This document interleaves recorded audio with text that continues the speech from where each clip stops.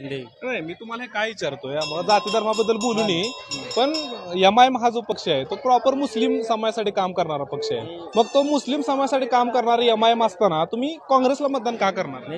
हम पहले से कांग्रेस का ही काम करते हैं।